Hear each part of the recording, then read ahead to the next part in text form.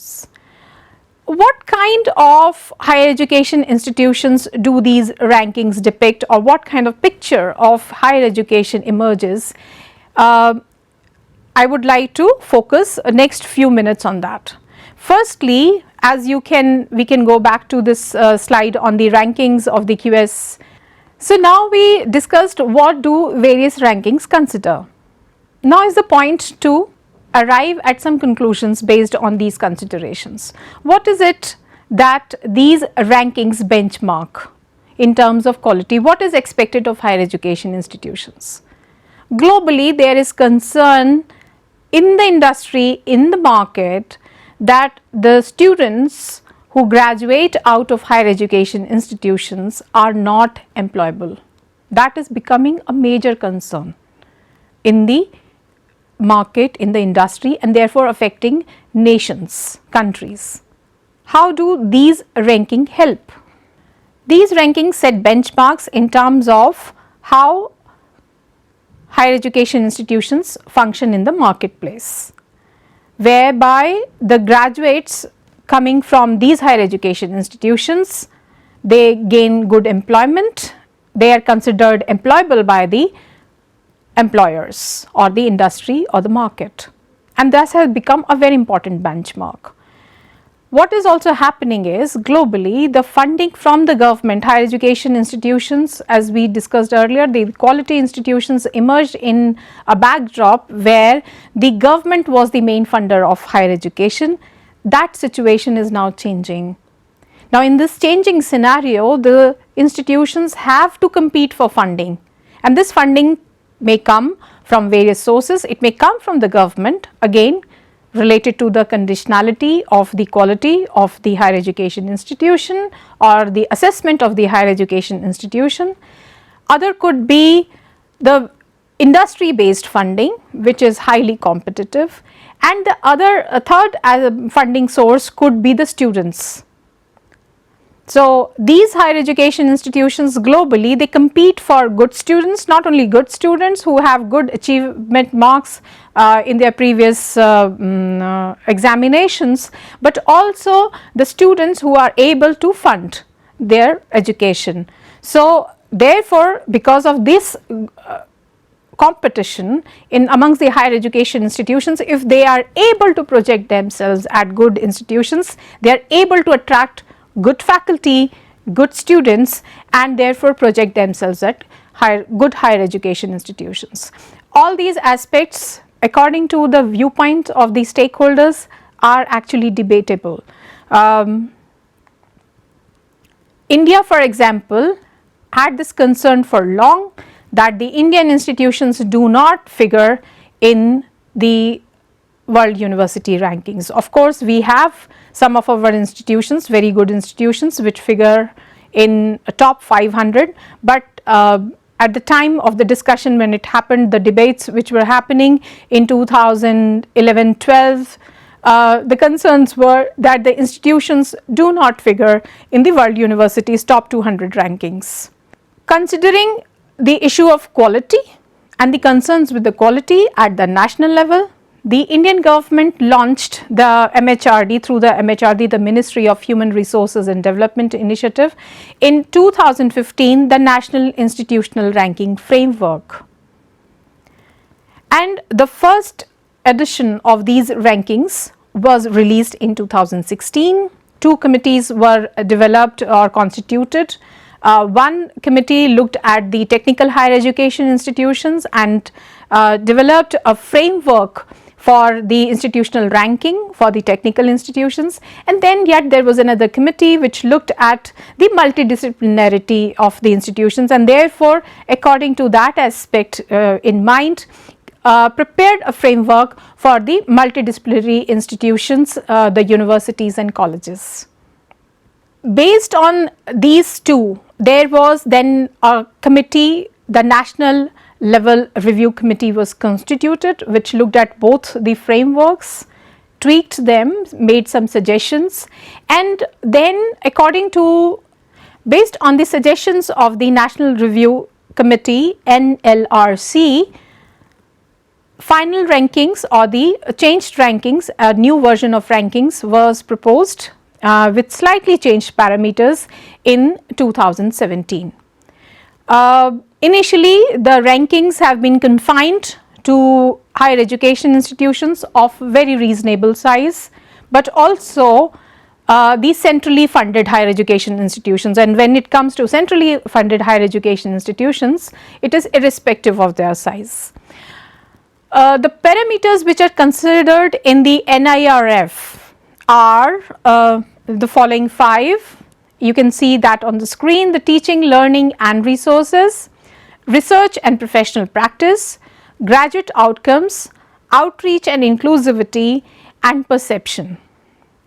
Very important, if there is an analysis in one of the books edited, the India Higher Education Report 2017 by the Center for Policy Research in Higher Education, where there is a chapter on the National Institutional Ranking Framework by Professor Furkan Kapar, and this chapter looks at, analyzes the rankings. What we see from this, based on the analysis of the 2017 rankings, then the institutions which, if we consider the first 100 institutions, the institutions which is at the top most, the first, and the institution which is at the 100th position, there is a huge gap in terms of the teaching, learning and resources, research and professional practice, graduate outcome, outreach and inclusivity, and perception. So even in the terms of the overall score, even the topmost institution has not been able to achieve 100. It remains closer to 83, 84, and the institution which is at the 100th position has achieved something around some score around 35 or so. So this is the huge quality gap, we can say, in terms of the overall score. And of course, if you look at the parameter wise also, there are gaps in the scores of the institutions which are ranked top and institution in the 100th position in the country. Now, why should we worried about it, and why should it be concerned when we are talking about the quality? One thing is that it is not only about gaining a position in the league tables that we should be concerned about quality. After all, if we claim that our institution, our curriculum is a quality curriculum, what we teach is quality teaching, then the larger audience want to understand how can we show that this is quality. Institutions want to know it, teachers want to know it, based on their, how their learners are learning, and the regulators want to know it, that what they are spending on, what they are funding is delivering what it is supposed to do. And therefore, these considerations becomes, without being competing for resources, without that necessity even, it is important to consider these aspects in the quality and understanding the quality of higher education in the higher education institutions. And therefore, what has happened is that globally there has been a surge in quality assurance initiatives. It started in 80s, but that was also a period when the private sector also started expanding, and across, if we look at the level of institutions, at the level of systems, policies and schemes, we find that this surge is there globally because of the expanding and diverse system. Higher education institutions are no longer those institutions which have this ivory tower image, where only few considered elites are able to gain entry. So there is a demand from the people, from the public, for the expansion of the higher education system. Not only these institutions or the higher education systems are expanding, they are becoming diverse. So initially, if these were small private initiatives, then they converted, or there were large state supported initiatives, and then again private sector has entered into. So initially, if there were small private initiatives, then there were government supported initiatives, and now the trend is that the private sector is expanding. So higher education institutions are more in number in the private sector than in the public supported institutions. There are also pressures of globalizations where the institutions are competing not only for knowledge for students but also for funding amongst each other. Institutions want to compare themselves with institutions in some other parts of the world.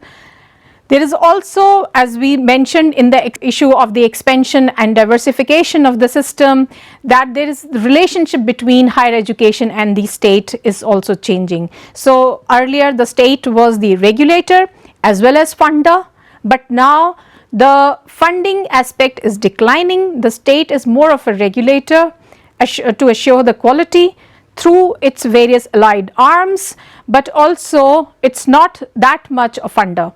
And therefore, there is a diversity of institutional arrangements. We also see that with the expansion of this higher education, there is also diversity in the modes of delivery in which the higher education is becoming available for the students of higher education, of entering the higher education.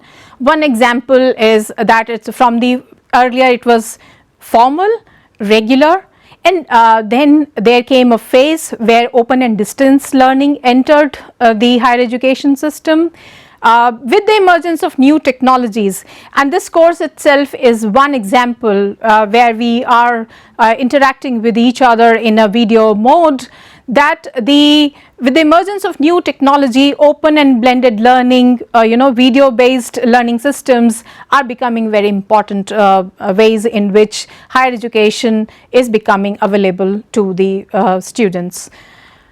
Marketisation and privatisation, it's a continuing theme since 1980s, that if the institutions have to compete for funding, and we discussed this when we talked about the rankings of the higher education institutions, that higher education institutions now have to compete with each other for the funding. That may not be the case if you are working as a teacher in an institution which is funded by the government. Decreasing public financial resources are affecting the higher education institutions. People want to know where the money is going. Wherever the money is put in by the government, whether it is producing good results or not. So there are concerns. In India, you may look around in your region, in your state, there have been concerns with the higher education. There is increasing demand for better public services, and which is also derived from the new public management approach in education sector, not only in education sector but across the industry, and internationalization. These are some of the key drivers for this surge. Different countries have responded to these drivers differently, and they arranged the quality assurance in their systems accordingly.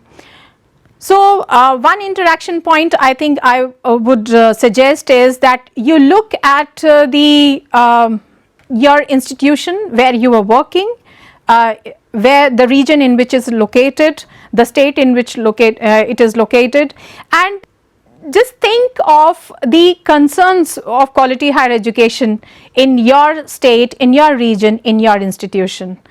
And also, if these are the concerns, whatever concerns you arrive at, and you think these are the concerns, then how the higher education quality assurance is organized to address these quality concerns. Is it doing enough at the federal level, which is at the central level or the government level, or at the institutional level? So what it should be doing, just have some thoughts on it. We'll move to the next section now.